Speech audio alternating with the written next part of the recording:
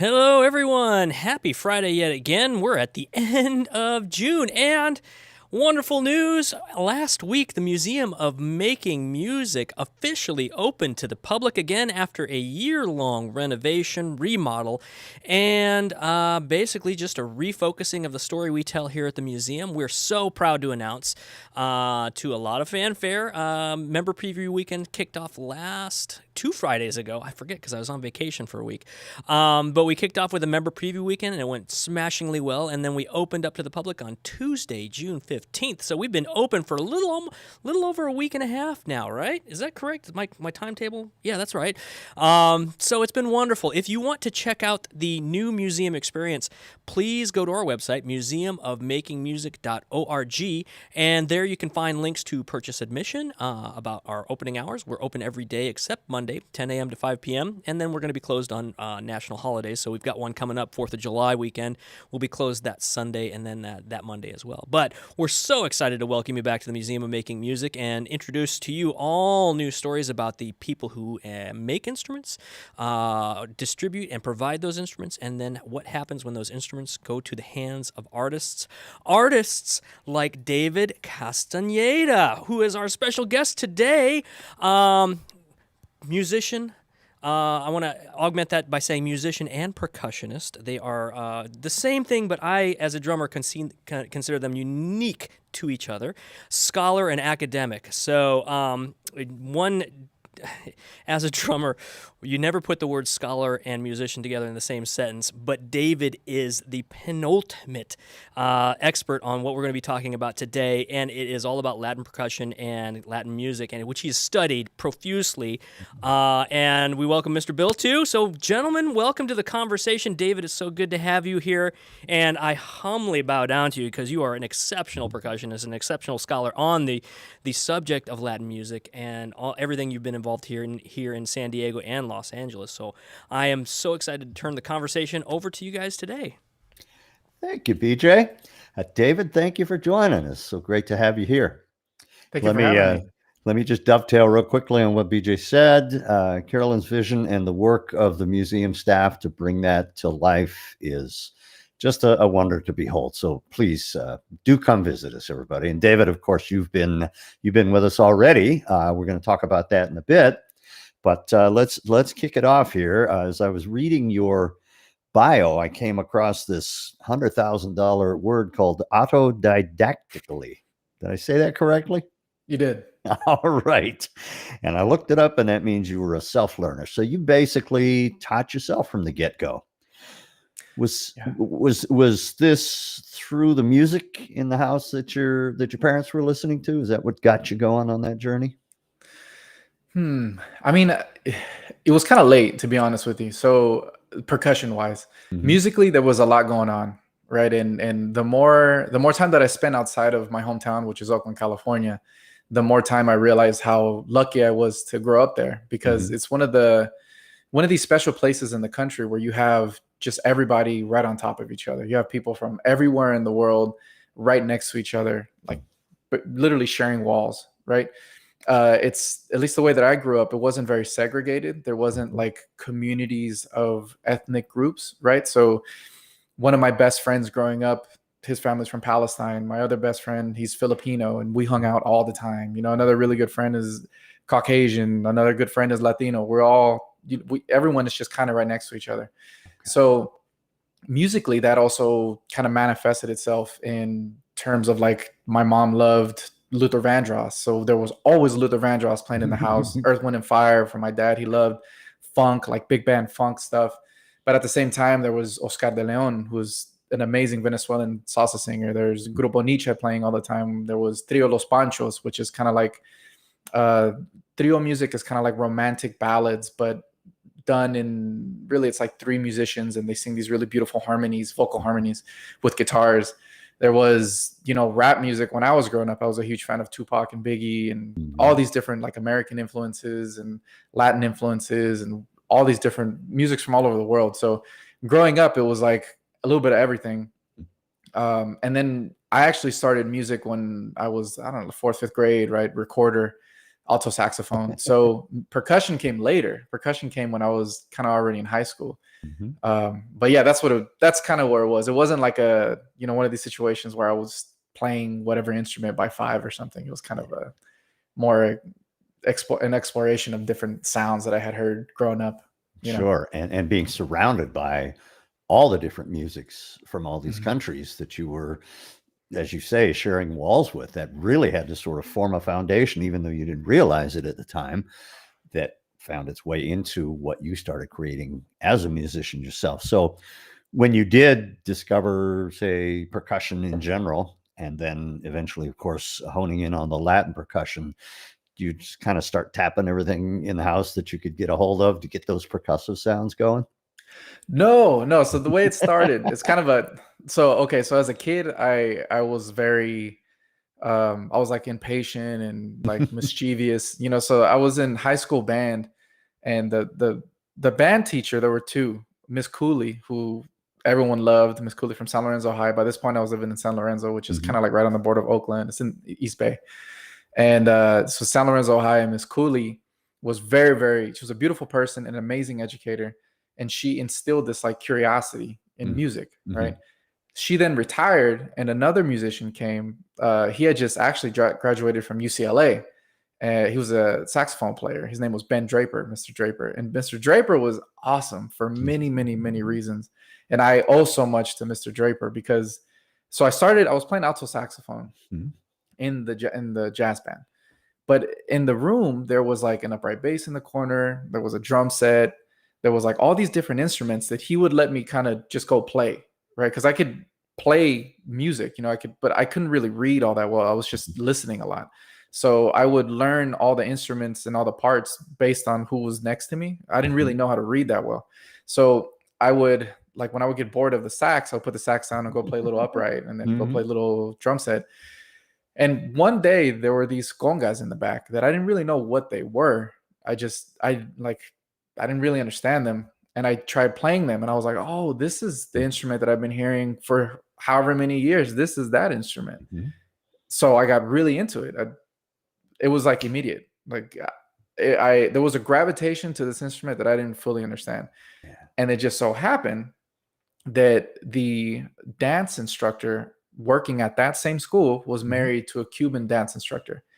And I don't even remember, somehow or another, we got to talking, me and the dance teacher. And I started cutting class to just go to her classes, because her husband would show up and started teaching me like different bembe rhythms and all these folkloric rhythms on the conga. He would also have professional percussionists come in, working in the SF Bay area, that would come in and play. So I started learning all these folkloric Afro-Cuban, what I would later learn to be Afro-Cuban rhythms and dances from this couple of professional dancers. And I ended up just like not going to a bunch of classes and just spending all my time, just there. I would do my homework in the first 10 minutes, and that was like really cool. Probably shouldn't be saying all this, right? Like, this is not. I'm going to say you weren't cutting classes; you were furthering your education. How about that? Yeah, the way everything played out. I'm gonna cut into, just based upon your academic accolades already. I think you're gonna be okay on that one. Yeah, I mean, you are well studied, and it reminds me too, because man, I'm a little jealous because you had the world opened up to you. Like, I grew up in the Midwest, and man, I realize now what it means to have that type of exposure. I mean, I didn't get exposed to even the slightest hint of Afro-Cuban and Latin music until I was in college.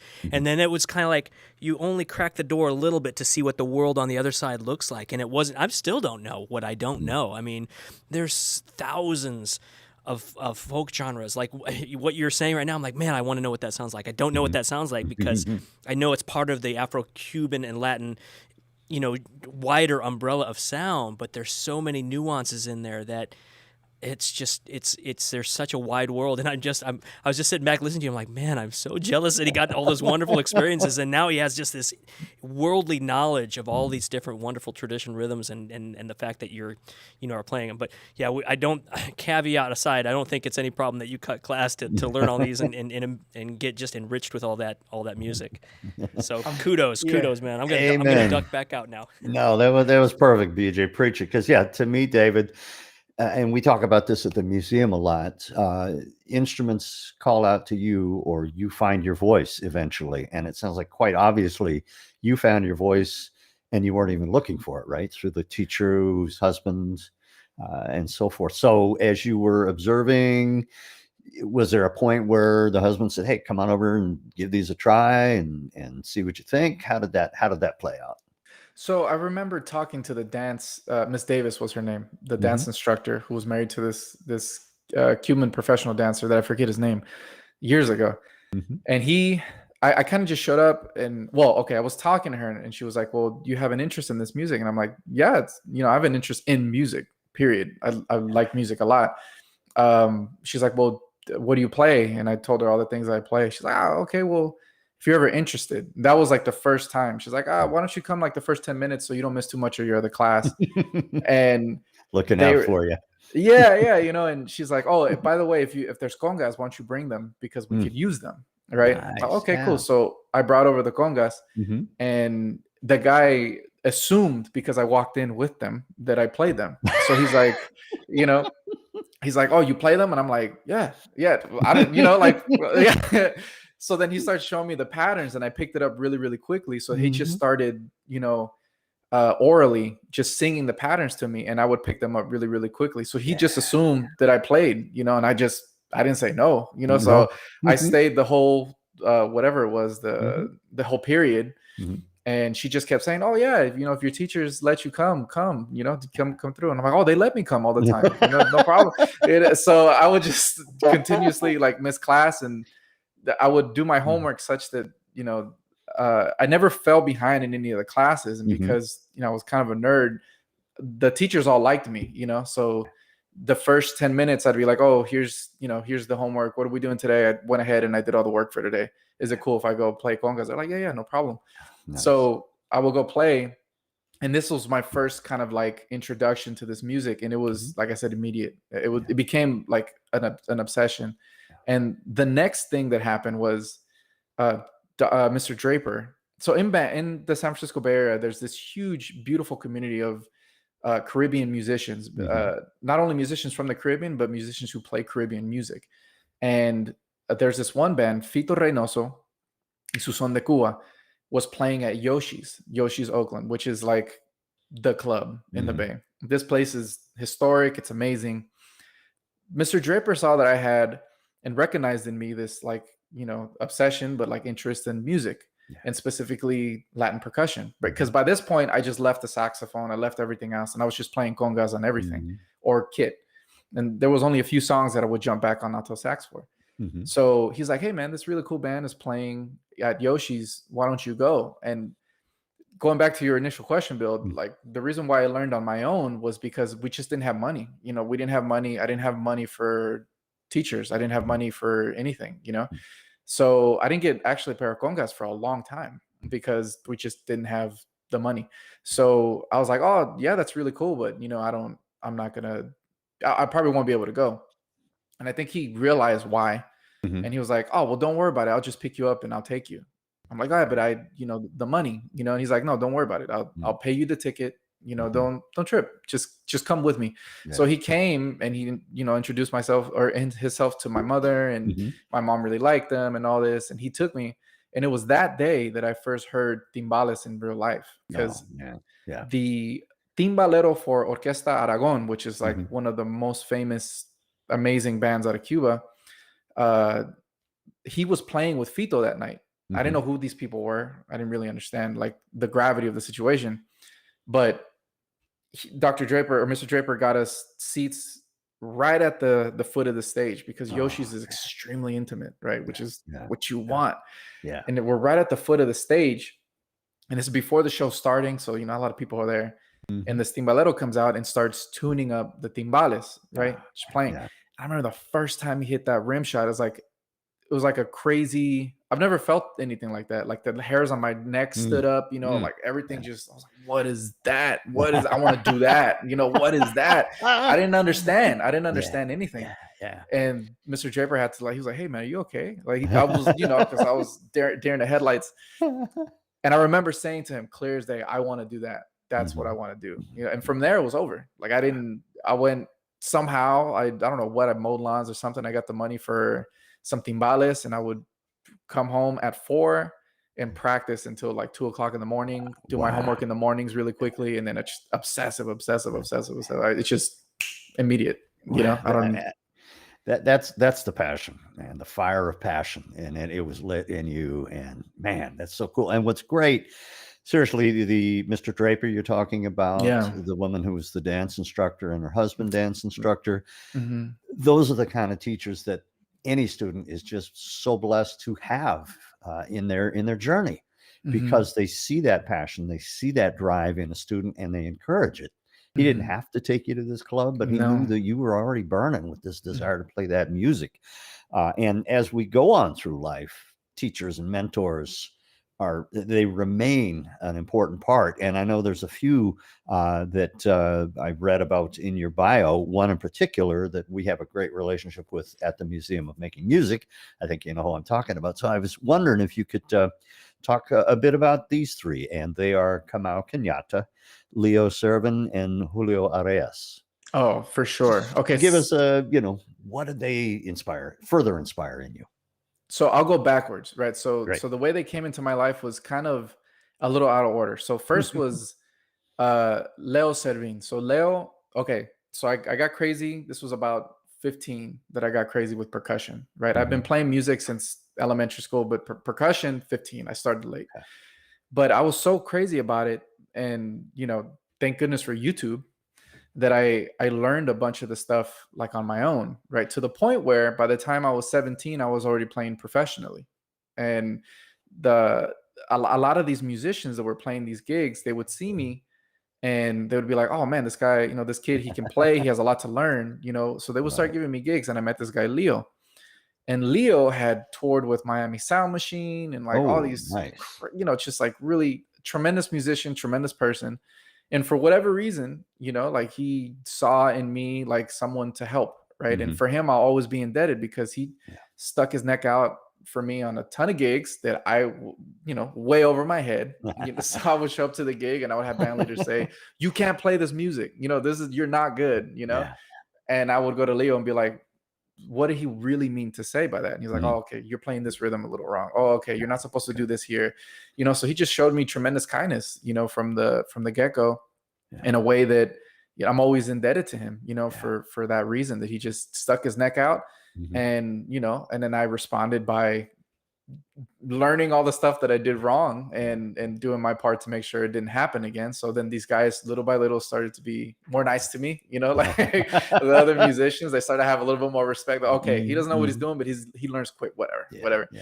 So that's Leo. And then Leo, of course, as a person, just opened his life up to me and his family to me in the Bay. And, always very grateful to him. Always make sure to shout him out whenever someone asks me where I started, because without Leo, I wouldn't have met Julio. So Julio, at a rehearsal, was playing in a band. One of these bands that the guy's like, man, you know what? To me, he told me, you just can't play it, man. Like maybe you play something else. You can't play one of the main, like conga, timbales, whatever. Okay. And at a rehearsal, Julio was there. Now, Julio is the uncle of Chepito Areas, who was the actual first timbalero for Santana. He was the first guy.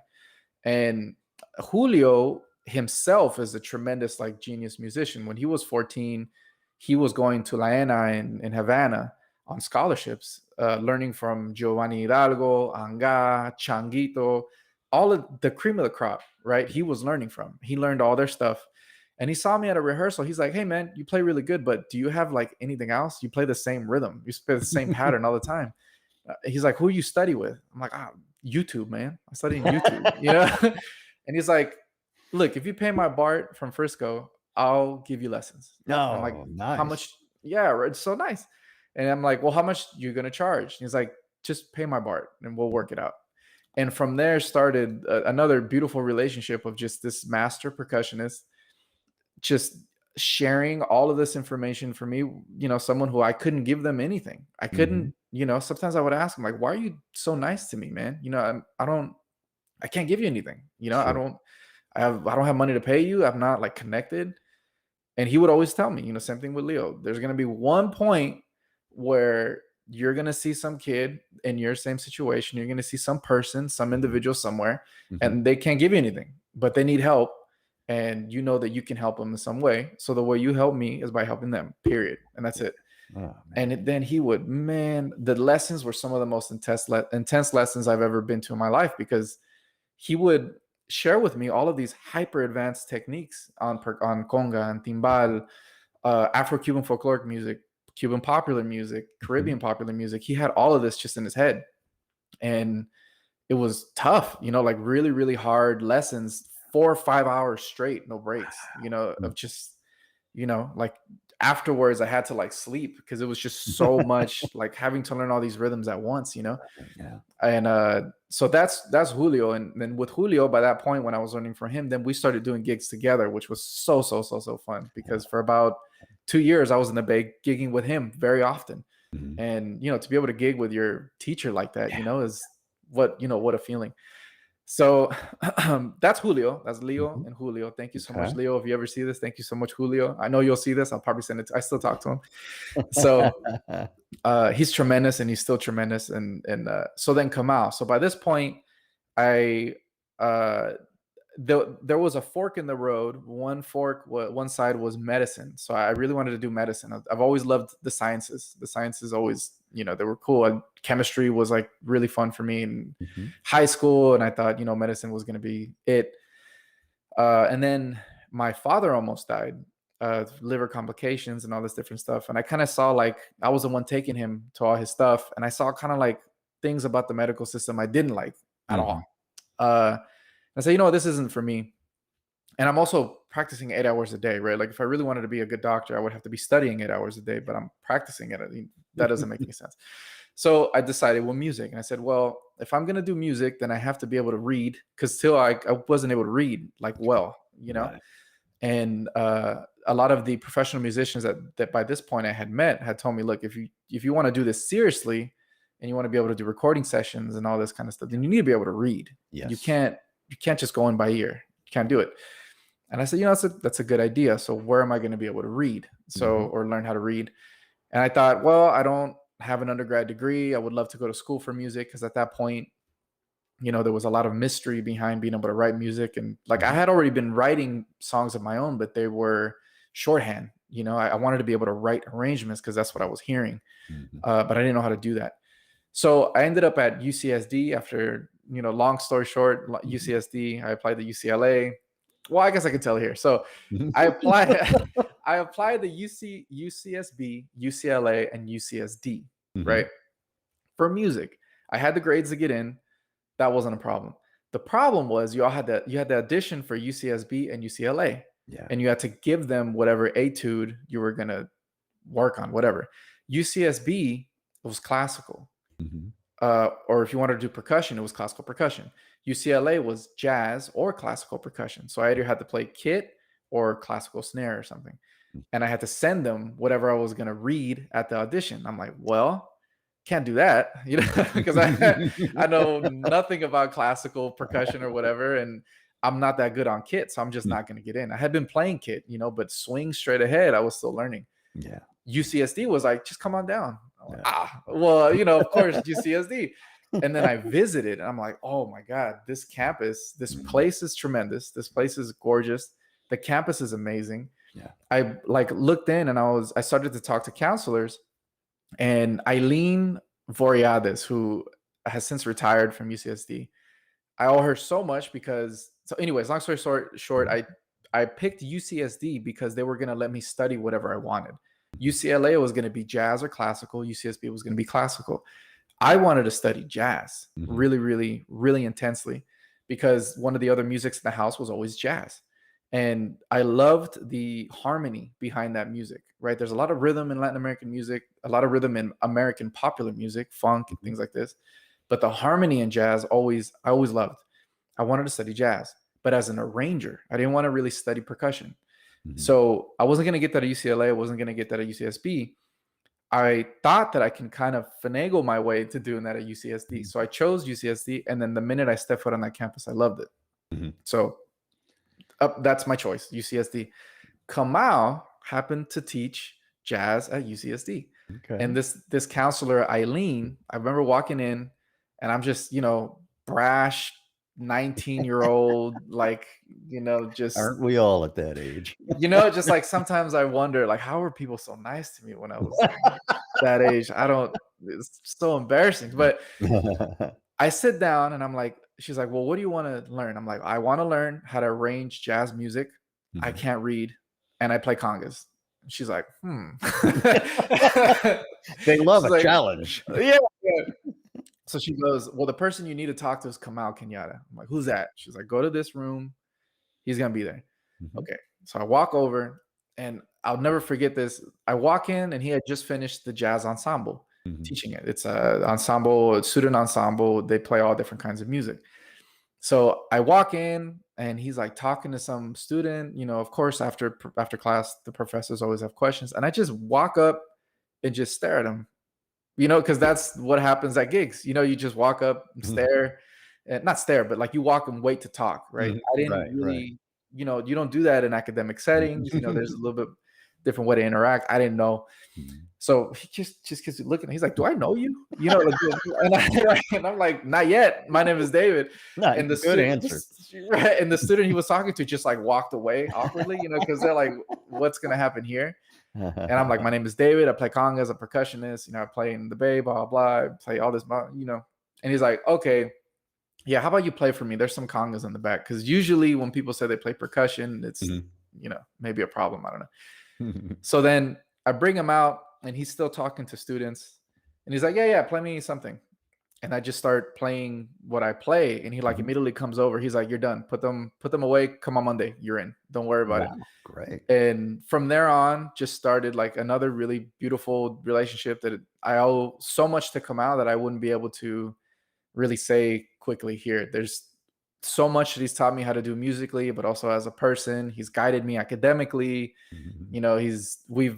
I've had the privilege, and I'm very lucky to continue to make music with him. And some of my most memorable musical memories have been made with Kamau. So I owe so much to that man. And not only as an educator, but as a person, he's touched my life. So I'm very lucky that, in my life, for whatever reason, the people that have come into my life in terms of music have been, number one, patient, right? Very patient with me because I was the way that I was when I was younger, but also very generous, very giving, very just amazing human beings that have touched my life in ways that surpass music. All this is more than music. And it's something that, like Julio and Leo, when you have people that have toured with Miami Sound Machine and learned from Changuito, which is like learning from Miles Davis.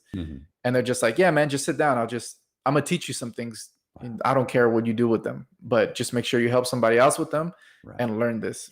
You never forget that because you can't forget it, and Kamau, many more situations like that where he's just like, with your, because he came across my life. He came into my life in a time when I was already in that kind of like the academic situation.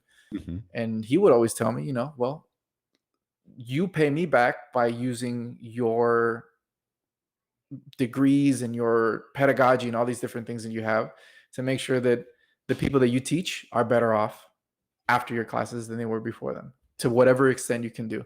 That's what you have to do. And that's what I've been doing. That's what I've tried to do. And that's what I will try to do in the future. Just paying back these tremendous, amazing individuals for being so kind to me, And the path you've walked on seems to have been just, left turn, right turn, straight ahead, all at the right time in your life, meeting these people who were, as you say, A, so influential, B, so giving, and people who, as you say, toured with Miami Sound Machine and other amazing acts who just don't have to give back, but they do. And I really do believe there's a symbiosis and a synergy. They obviously saw something in you that they realized they could bring that spark even higher and, really help you along. And as you say, you're helping other kids along as you go. In fact, you helped us at the museum.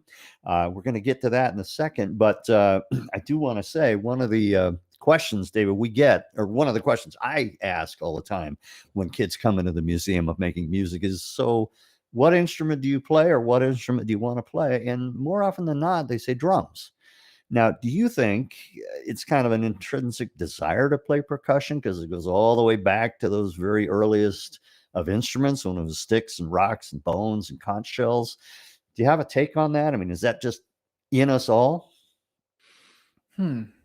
That's a really heavy question for a few different ways, for a few different reasons. Okay, so the first thing there that I think we should all think about, right? So is music innate? I think it is.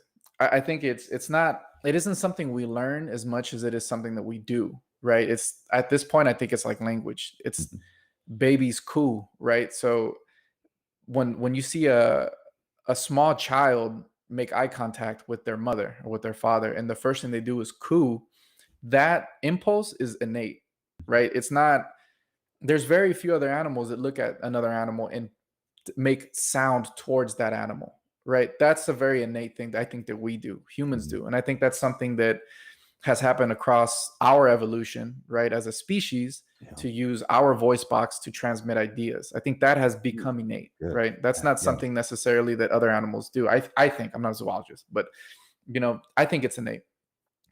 I would push back against the idea that percussion is innate, or at least the first. And I think the reason why is because you need something else to create a rhythm, right? So an idiophone is essentially what you're talking about. So like sticks together, hitting rocks. These are idiophones, which musicologists call them idiophones because they're things that are struck together, right? You don't need a resonating body or anything like this.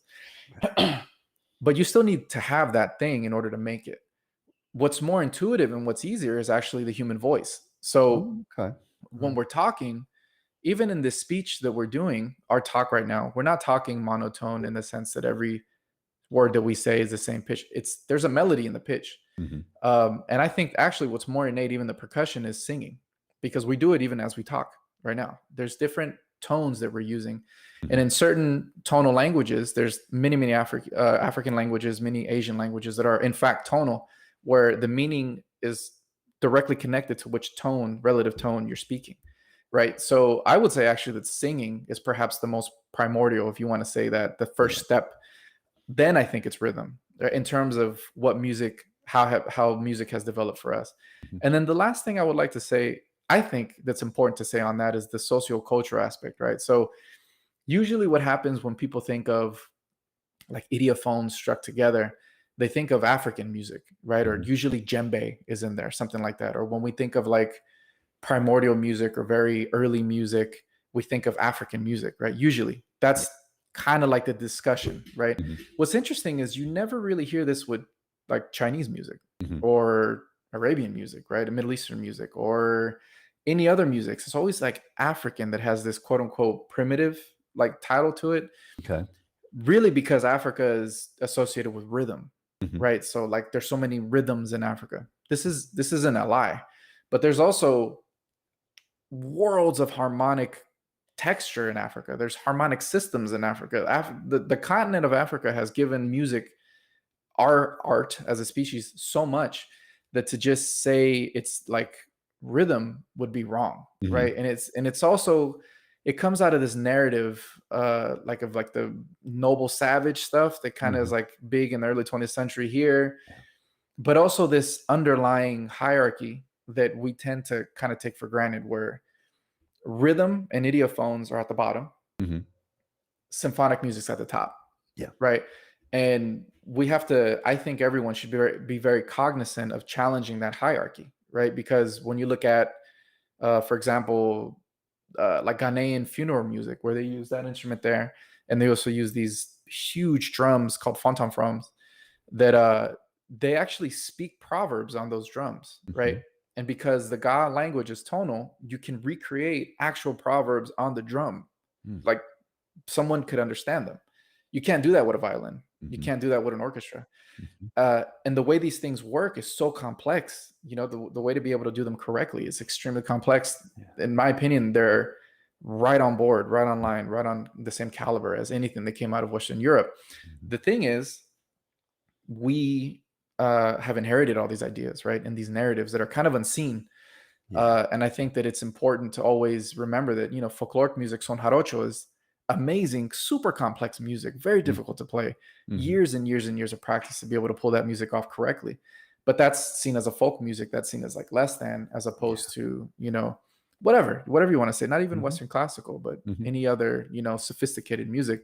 So what I like to do is I always try to push back on these ideas, you know, even primitive music, right? Like these kind of ideas of innateness or primitiveness, because when we associate them with specific genres, we can get into like very detrimental viewpoints of different cultures and societies and people, right? Not saying that's what you were doing at all, but it's something that you'll see this in academic books, right? You'll see this in textbooks.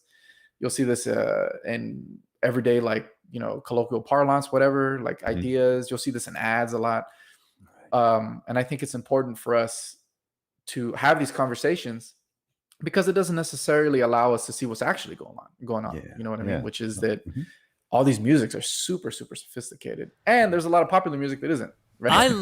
I love this facet of the discussion right now. I love because it's so easy to get wrapped up into biases that you've either been taught or learned, things that have been learned over, you know, an entire course, entire career. And putting it into this perspective is wonderful. And I want to continue this. How can we maintain breaking through these hierarchies, breaking through these kind of I don't want to call them stereotypes, because I don't think that I don't know how to classify them really. I don't know what word describes it, but how do we make sure that we're talking and making and giving presence to what you're saying right now? How can this type of conversation be continued in our everyday, like when we're just walking along and listening to music, or how do we experience this at that same type of level when we might be trying to fight off these internal biases that we're already experiencing based on what we learned? What advice do you have to do that? I think the number one thing is just to have these conversations, right? Absolutely. Always have these conversations. Yeah, good. But it takes on both sides patience, right? So in a lot of our, let's say we can call it political discourse today, there's a lot of calling out and checking, right? Which has its own like long academic and political history that should be learned and which is a completely different podcast episode. I think it's important, right? It's what's happening now in terms of the calling out culture and the checking culture that I've heard. It's important because it has its roots in a lot of resistance and people fighting for their rights. That's where the roots are. Extremely important. Yeah. And something to be celebrated that we can do in this country and that we have done in this country, right? Very, very important.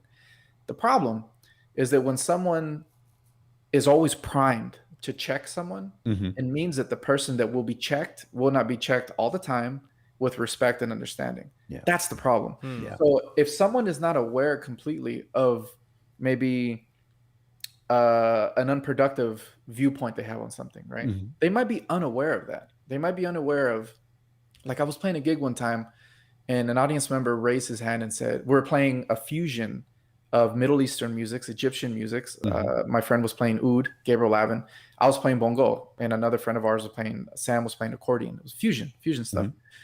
But they were Egyptian songs. And the man from the audience raised his hand and said, yeah, this music is so ancient. It just flows. It's so earthy. Right? He's completely unaware that the music actually was developed closer to the 20th century. Right? It's only about 50 years old, right? Yeah. But he didn't know that. So then if we say, you ignorant, why don't you know that? Yeah. Then he has a horrible taste in his mouth, not only with us, but also with the music. We've just turned that guy off, right, to learning anything about this, because he now feels like an idiot. He's been publicly shamed. He also feels bad because he feels that he somehow has offended us, right, in a way that he doesn't really understand. If the goal is to bring everybody on board. If the goal is to create understanding and connection, then that's not the way to do it. The way to do it is to have patience. The problem is it's very difficult to be patient, right? It's very difficult to listen to somebody with some, what one would consider, wherever you are relatively, very offensive ideas, and be able to hear them why, and then just lead them through a conversation, right? That's very difficult. It's very, very hard. But that's the only way forward, in my opinion. It's the only way forward to have people understand, there's other ways to think about this. There's histories that you might not be known to, but that's what I'm going to do for you. I'm going to show you. I'm going to extend that olive branch. I'm going to have patience and say, you know what? Let me show you there's another way to do this. Yeah. So it takes patience on both sides, because the checker, right? Like the person calling the person out needs to have patience and not assume malicious intent. And then the person listening, the person being checked, has to also be humble enough to say, well, I don't know everything, and there might be different ways to understand this, right? Yeah. So, and that person checking me has nothing to do with who I am as a person, unless I want that to be the case. So if someone says, David, you don't understand this facet of Afro-Cuban music correctly, that's probably true. Yeah. I'm only 30. This music has been going on for generations. I probably don't understand something correctly. Yeah. What would that be? If I instead say, well, this guy's calling me an idiot and uninformed, I'm going to choose to be offended, then now I'm offended. And you're not going to learn what it is they're suggesting maybe you can learn. Yeah. So it's hard. It's hard for everyone involved, but I think that's the best way to do it. Because the only other option is to like read every planet or read every book on the planet or know everything, which is like, good luck. I mean, impossible to do all that.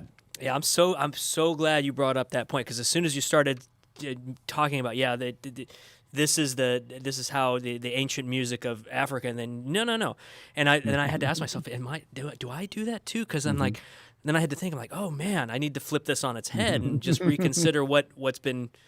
I don't want to say it's been passed down, but it just seems like it works its way in sometimes to the narrative when it might not be the right narrative. So I appreciate this discussion, man. That's great. I mean, you made me kind of like rethink. I'm like, oh yeah, gosh, this is it totally redefines how. To start thinking about it, because then you think about other cultures and how these are, maybe not different strata, but just different considerations that you might not have thought of before. So and it's it's things that people in the Latin American community do themselves. There's been many times where salsa musicians will they'll point to Africa as the base and call it like the primal, essentially, right? And the translation would be the primal element of salsa, and it's like, well, that's not. I mean, we gain nothing by calling African music primal. Yeah, it just doesn't do anything. It doesn't really help us understand why people look at it that way. It doesn't help us understand the cultural, musical, and ethnic diversity on the continent, which is mind-boggling, like completely mind-boggling. It homogenizes Africa as a place, let alone as an ethnic place with tremendous ethnic diversity, and same thing culturally and musically, right? So it does nothing. So it's not like, there's people, if, we want to create like, I guess, racial ethnic lines, there's people within the demographic of Latino or Latinx that do this as well. So it's not like the narrative is very pervasive that does these kind of things. And my only point is that we should just think about what those things mean. That's my only point. It's not to strip the roots from the music, because you just can't do it. You're not going to strip the inheritance, right? And the music and the rhythms and the ideas that have been encapsulated in this music that people literally died for over many generations. That were, these people endured genocide in many different ways, and slavery, and they were taken forcefully from the continent. And these things survived, which in and of itself is perhaps one of the most meaningful acts of perseverance and resistance. You're not going to take that away. Right. But that doesn't mean that you should then refer to an entire continent homogeneously, right? There's no such thing as African music. It's like saying Latin music. It's like, well, what do you mean?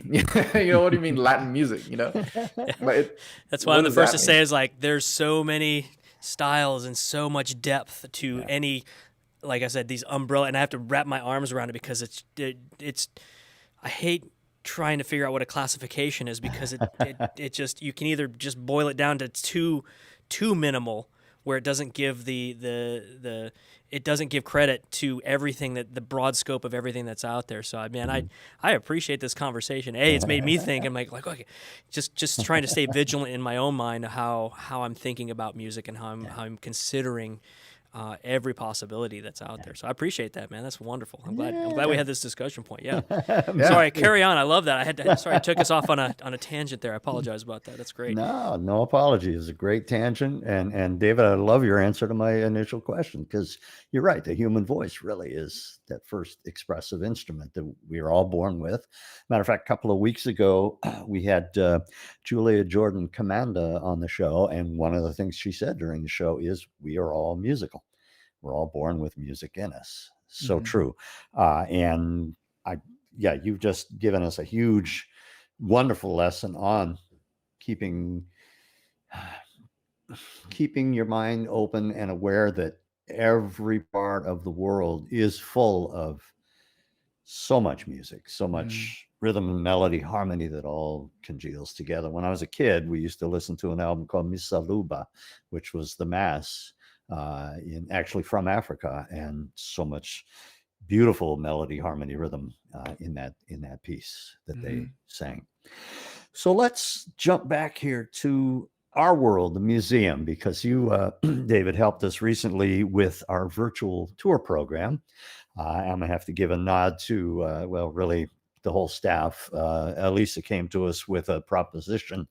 If you'll put together a virtual tour and get this out to a couple of thousand students by the end of June, I will receive some grant money to push that forward. Well, Jillian, whom I know you know as well, got that going, contacted the company. We contacted you and other players. David, at this point, our virtual tour has now been seen by over 4,000 students, and it's not even the end of June yet. Wow. So I'd say it was a smashing success. And earlier, I think you mentioned the concept of the science of sound. And in fact, we tapped you to give our science of sound video demonstration. We won't watch the whole video, but we're going to watch the first couple of minutes of it. So PJ, whenever you're ready, go ahead and roll the science of sound. Sure. Let's bring it up right now.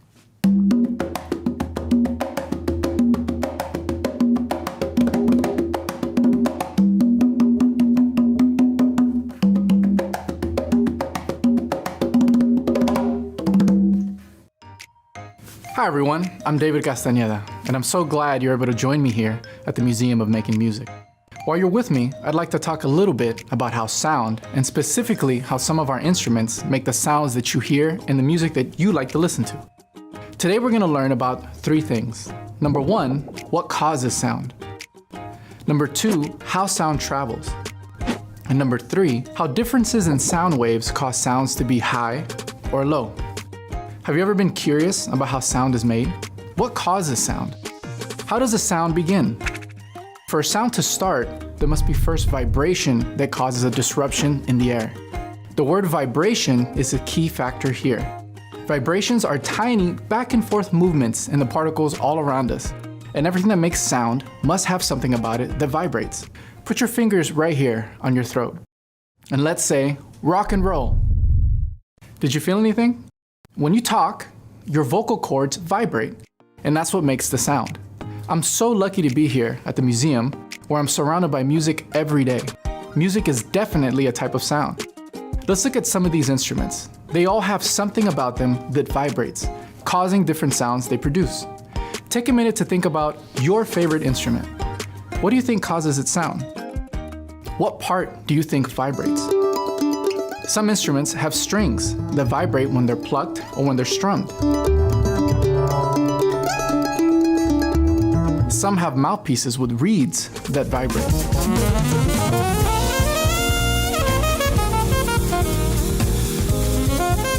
And some, like the trumpet, trombone, and tuba, make sound through vibrations caused by buzzing in your lips.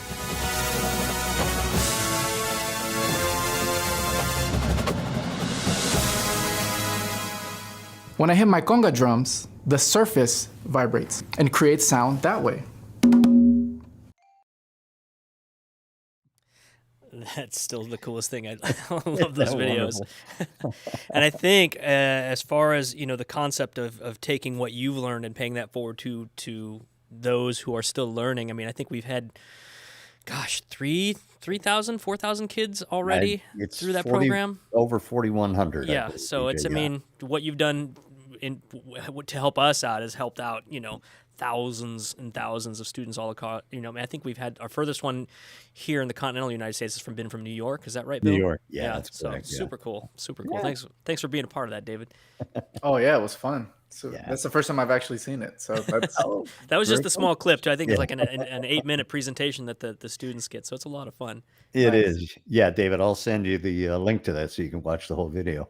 Please. You'll Yeah. enjoy it. Yeah, I'll send you all of them. We've got 4 videos, and I think you'll really enjoy what we did. And yes, as BJ said, thank you for your part in that, because it's huge. I mean, so many kids now are getting exposed to the museum and musical concepts through this new addition, the virtual tour.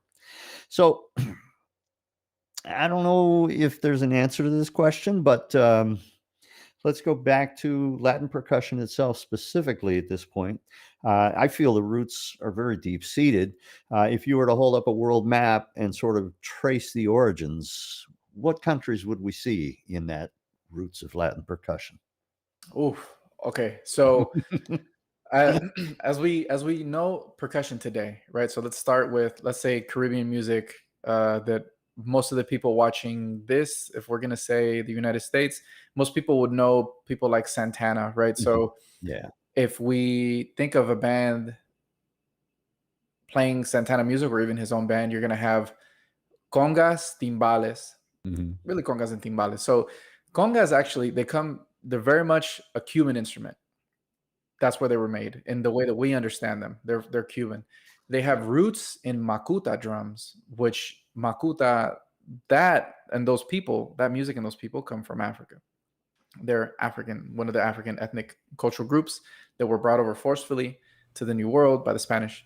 Oh yeah, here they go. There you go. And these kind of like barrel-like drums, although there's many in Africa, these drums are pretty much pointed to as being the origin and the basis for what we know as conga drums, which is what we're looking at now. They're a single-headed, means that there's one playing surface on the top, played with the hands. They're kind of barrel cone shaped, kind of, depending on the maker and the design. And this kind of system of tuning that we see at the top, which we call lugs and a crown, can be tightened to heighten the pitch or loosened to lower, right? That's very much a Cuban thing that was introduced. At first, they were tacked on. It was leather heads, or rawhide heads, I should say, tacked onto the drum, that you would manipulate the pitch with fire. They would have to be, like, essentially the temperature raised, and the skin would tighten, and that's how you get a higher pitch. Now we can adjust this tuning on the fly. So these are very much Cuban drums. Timbales, same thing. They actually come from timpanis, so classical timpani. There was a music called danzón that's still played today, and it's older music. Some bands still play it. It's more orchestral. They used 2 timpanis. Oh yeah, here they go right here. This would be, so if you're looking at the screen, they're top right. Those are timbales, pailas as they're called in Cuba. And what happened is, because these bands would move from salon to salon on the island, they needed to be more portable. So what they did is they first shrunk them. These are timpani looking. They're like kettle drums made copper or brass with a skin on top. At first, it was like an organic skin, some kind of animal. And it was a big, large skin played with sticks. Then what they did is they shrunk them so that they were a little bit more portable, but they still were kettle shaped. And then at one point, they cut off the bottoms, and you have this shape now, which is 2 circular drums, one slightly smaller than the other, made from some kind of metal. Today, they make them from stainless steel to bronze or to brass. And they can be tightened or lowered, the pitch, depending on the amount of tension on these rods that we see here on the sides. And you hit them on the side, that's called cascara, with sticks, or you play them on the top, very much like a drum set. And very much, you can barely see it, but what it has there at the top of the timbales are cowbells, different cowbells. No one really knows how the cowbells got put into the music, but they sound so good, right? Yeah. So you can mount them on the timbales. What else do we have? We have a lot here. So we have djembes to the left. That's for sure an African invention from the continent, sub-Saharan Africa. It's used in many, many different cultures and regions and musics. This tuning system is different than the traditional tuning system. Usually it's made from a system of like straps or rope. This is lugged. So this is more like a modern invention. We have bongo, which is to the center. Here, they're the two tiny ones. Usually you see them played in between the legs, but here they're on the stand. This is another Cuban instrument. This has roots in campesino music, which is music from the rural areas of Cuba, which is hilly, and they call it the campo. These skins used to be tacked on, and then now the same thing happened where they have lugs, and now you can tune them really, really, really, really high, which is usually how you see them. There's a cajon in the back, which is that box-looking thing, which started actually as an Afro-Peruvian music. So usually these instruments, there were cajones or cajon instruments in Cuba as well. But perhaps the most popular example of this, and the funniest example for me, is they use them in Afro-Peruvian music. A lot of Afro-Peruvian, like festejo, landó, all of these musics in Peru. Paco de Lucia, flamenco guitarist, perhaps best of the best, was doing a show in Peru. And the story goes that someone brought a cajon and he liked the sound so much that he incorporated a cajon into flamenco. And now it's like standard. So now if you go for a flamenco performance and they choose to have percussion, right below the palmas, which is the traditional percussion accompaniment, you will have a cajon, most of the time with snares. It's originally a Peruvian instrument in that respect, but there's also cajon traditions in Cuba and other places in Latin America. I believe that's a doumbek, which is a Middle Eastern instrument right next to the cajon, played with the fingers. Very, very virtuosic form of playing. It looks like there's, 3 pairs of claves on the on the shelf, those are idiophones, usually played in Afro-Cuban musics like rumba and different other folkloric musics. It looks like they have maracas there, which, depending on the scholarship, I believe that they're starting to make a lot of connections to Amerindian cultural groups in the New World, a lot of shakers, right? Which in that way is really something more so that you see in Amerindian cultures as opposed to African cultures and musics. You see a lot of gourd shakers with the beads on the outside. Right. Yeah. In the Amerindian traditions, you see the beads on the inside, right? So there's tremendous Venezuelan and South American maraca traditions that they play the maracas the way that Elvin Jones plays the drum set. Just crazy subdivisions, technique, amazing. So those are maracas. Those are salsa maracas, it looks like, which are rawhide maracas that are dried. Beads go on the inside, and they have an oblong shape. Whereas the more traditional, like Venezuelan stuff, they're circular, and the stick goes right through it. And it's a different way of playing. Those are actually compact congas that you have there. So those are congas without the shell. Those are the Giovanni Hidalgo ones. They're so nice to transport around. Oh yeah. If you can get away with it, those are the ones to use. Because otherwise, you have to use the big galaxies that are right there. And those are heavy. That's awesome. Thank you both for this education on the congas. No, man, I'm just soaking this in. I love this conversation. This is great. So David, you talk about tuning the timbales and the congas. Are there certain pitches that you aim for, or is that up to the player? What would be the process? It's like typically it's a fourth or fifth. A lot of people like to tune fourth or fifth. I like a minor six because it gives it a certain character that I really like. Fourth or fifth is the safest between them, right? With the congas, it can vary because usually they're fourth or fifth if you're playing two, but then you can create whole chords. You can tune them to a chord, right? If you have 4 or 5 that you're playing. Anga used to do that a lot. So he would tune to like an E minor 7 chord between the congas. That's not as transparent though. So that's harder to do if you're playing many different songs. You would have to make sure that every song on the set ideally is in the same key at one point, you know? Samuel Torres, another fantastic percussionist, also does this. He tunes to whole chords and he plays them amazingly. Timbales, they tend to stick depending on what the player and what kind of music you're playing. Sometimes they'll put the timbales to the left of a full drum set, in which case you can have, even an octave sometimes between the low one and the high one because you want that high one to really cut as opposed to the full drum set, and the low ones really sound like almost like a floor tom. You have some tuning in like reggae music. Sometimes they use, if it's not a really high pitched snare, they'll have like a little timbal that is tuned very, very high with no low one. It depends. Yeah, it varies. The safest is fourth or fifth between them, between the low and the high. That'll kind of fit into most of the keys that you're going to be playing in that night. Yeah. And they won't sound like a really high snare drum playing with a really, really low floor tom, you know, although there's certain musics where they really want that. So there's like tamborazo music from Mexico where they want that, you know, and a lot of like new age kind of contemporary cumbias from South America where that's what they want. So the interval between them is like really, really high, or wide, I should say. And the low one's deadened a bunch and all this, you know, that brings up a real interesting question. You get a call for a gig. If it's that particular style of music, do they say you've got the gig if you can bring 5 congas and tune them to an E minor 7th chord, for instance? Does that happen? Or I think if they're asking you to play 5 congas, the dough is going to be good enough where you won't mind. I think, you know, I think if you show up to a salsa gig with 5 congas, they're going to be like, what's this guy doing, man? Like, you know, what is this? You know, this guy, come on now. So if that's what the gig calls for, you're getting paid good enough to not worry about it. Good on you. Good answer. Man, believe it or not, we are right up against the hour, and I want to respect your time and everyone else's. I do have a couple more quick questions. So go ahead. Looking up the different bands and gigs and ensembles you've been a part of, I came across Joe Garrison and Night People. And our friends, doctors Ariana and Chris Warren, are both involved in that project as well. Is that something that's ongoing, the past year or so notwithstanding, but is that an ongoing project?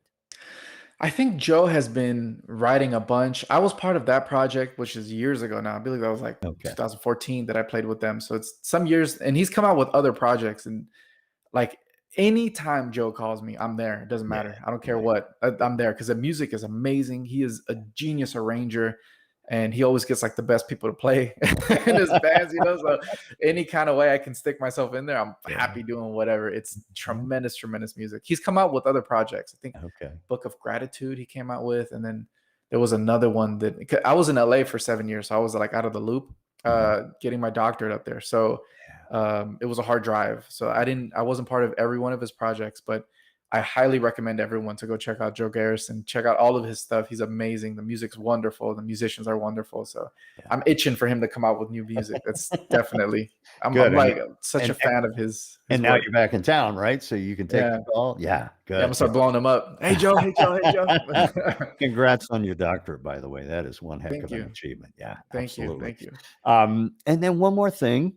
You had have a band called Kini Kini. And it says you play a timba style of music. Can you describe that? That was a brand new style to me. Timba music. So when I was at UCSD, I put together a 13-piece, essentially kind of, we can think of it as like a salsa band, right? And it's timba music from Cuba. So this means that when the 60s happened, right? 63, the embargo shuts everything off, more or less, from the United States, from Cuba. Yeah. At that time, in the 70s, salsa hits, right? So people here would recognize names like Celia Cruz, right? Or Ruben Blades, Pedro Navaja, things like this. That's the 70s. Cuba, they kind of went their own route to the point where in the 90s, salsa music in the 80s, in the 90s became very romantic, you know, and then there was like a resurgence of what people call salsa dura, which was a return to what they were doing in the 70s. In the 90s, by the 90s, the Cubans had developed this very aggressive, dynamic, amazing music called timba, which is salsa music, what we would understand here in the United States as salsa, mixed with Afro-Cuban folkloric, African music, jazz, funk, tower power, all these different things put in one type of music, right? So it's the horn arrangements are crazy virtuosic. The percussion, of course, is amazing. You know, it's great music. So I put together a 13-piece band to play this type of music. Kini Kini is kind of a homage of paying respect to Pachito Alonso y su Kini Kini, which it's like one of my favorite bands of all to come out of Cuba. It was a father, and then his son took it over later, Pacho Alonso. and their band name is again Pachito Alonso y su Kini Kini, which to me is amazing. And I was like, I like that, and I love so much the way they approach the music. So I took the name without Pachito Alonso, of course. I just named the band Kini Kini. So we played some shows at UCSD actually, and then when I went to LA, there was a long hiatus. But I'm happy to say now things are picking back. Now that I'm back in San Diego, I'm starting everything up again with new arrangements and new players, and we're gonna have some new music out very, very soon. Actually, playing some live gigs very soon. Looking forward to that. Maybe up Wow. our way too. And you're doing the arranging of the timba music, correct? Yeah, so I'll be doing all the arrangements. I'll also be singing and playing conga too, so it'll be cool. I need you to curate like this, just the most massive Spotify playlist for me, so I can discover all this new music. I'm like, I want to hear that. I want to discover that. I want to learn all about this. Now I'm thirsting to see where this music has come from, and to kind of hear its progression, because I'm stuck, man. I'm stuck in the '90s, like Seattle rock. Okay, I'm like, I gotta get off that path and diverge a little bit and discover some new stuff that I didn't know about. That's awesome. Open more doors. David, I'm going to thank you for just a wonderful, insightful, eye-opening, ear-opening session this past hour. And I do want to ask you one more question before we call it an afternoon. There's a quote of yours from a great article in the Daily Bruin about your Afro-Cuban ensemble. What you said was, if the audience is not on its feet dancing, the musicians have done something wrong. So my question to you, David, as you continue your journey, what will you do to keep the audience on its feet and dancing? Well, I think that what I was trying to convey in that super incendiary quote out of the Daily Bruin is, I think that the musicians should always be, especially if what you're playing is dance music, you should always be striving to connect with who it is you're playing the music for, right? And that's one of the things about this music that I love so much, that it isn't an introspective music as much as it is an inclusive music, right? So a lot of Latin American musics are this way. They're meant to make someone feel something such that they get up and dance, right? It's a beautiful thing. It's something that I think a lot of musicians who do this music are always chasing, because when it happens, there's like closer to no better feeling in the world. So it's the connection. And I think what I want to do, and what I hope to do, and I aim to do in my life moving forward, is just connect with as many people as possible and help them to connect with each other, right? Because I think that's what makes things work in society. It's, it's cliche, but it actually, I wouldn't be who I am without people connecting with me and helping me and being generous with me when I couldn't give them anything, like we've talked about a lot before. I think that the best of humanity comes out in those moments. And I think music can be one of these, can be a vehicle for doing this on command, right? We can use music, we can use the arts to create these connections between people, to get them curious about people and cultures, whatever, foods, ideas that they wouldn't have known previously, and perhaps even disliked before you came across their path. Right? You can be that door opening for them to, at the very least, know about something they didn't know. Because if you can create curiosity in someone, that's half the battle, if not 90% of the battle, right? If you can create someone curious about someone else, then the next questions that follow are, well, why do people live this way in this part of the world? What are the struggles that they have? What are the ways that they've overcome these struggles? What are some of the ways that they celebrate with each other? That's connecting with another human being, let alone someone from a different country and all these different things that we, race or whatever, that we tend to talk about a lot here. At the core of it is this connection, right? How can you understand someone else better? How can you understand what they're going through and how they're overcoming these challenges so that we can help each other, right? Like that's, to me, that's what music should be doing. That's what educators should always be doing, pushing each other, challenging each other to learn how we can better understand each other, because at the other end is connection, right? Who doesn't want connection? So who doesn't want connection, right? David, thank you. DJ, I'm going to turn it over to you at this point, but thank you, David. Yeah, thank you. That reminds me of a quote that I've heard through podcast series Snap Judgment, whereas you don't really know someone until you hear their story, and you can't begin to make those connections. And I think that extends to what you've just said too, or listen to and experience their music from a new perspective to make those connections. Amazing, David. Thank you so much. You've made me thirst for more music and to learn more and to digest more and to think about those connections and to kind of consider make sure I'm thinking of music. I'm thinking of it a little bit differently now that we've had our conversation, so I appreciate that. And with that, I usually, at the end of these episodes, I usually give you a little sneak preview of what's coming up, but we're going to be changing the schedule for Mom at Home just slightly. We're just going to be getting our July calendar together. We'll let you know who's coming up on the horizon. Mr. Bill's working hard on that behind the scenes right now, so I don't have anything to share just yet, but it's coming together. If you want to know more and learn about what's coming up, I would say check out our website, museumofmakingmusic.org, and if you go there, at the very bottom of the page, you can subscribe to our mailing list. We'll send out a notification where you can learn more about what's coming up when we get it on our calendar. You'll be the first to know about it. And until then, I want to thank again our guest today, David Castañeda, and Mr. Bill, too, for leading that conversation.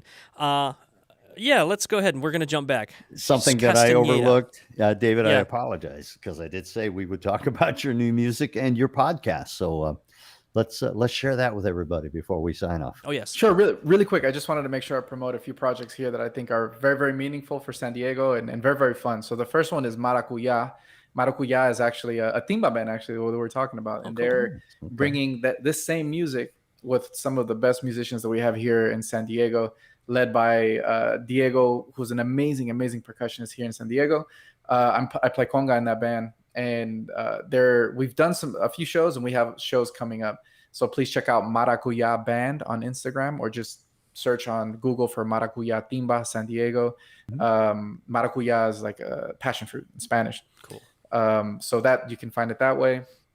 And David, if you want to shoot me a link to that, I'll give it to BJ, and he'll get it onto your listing on our Mom at Home website. Oh, even better. We'll put it on the show notes. Yeah. Yes. Okay. So I'll send you that.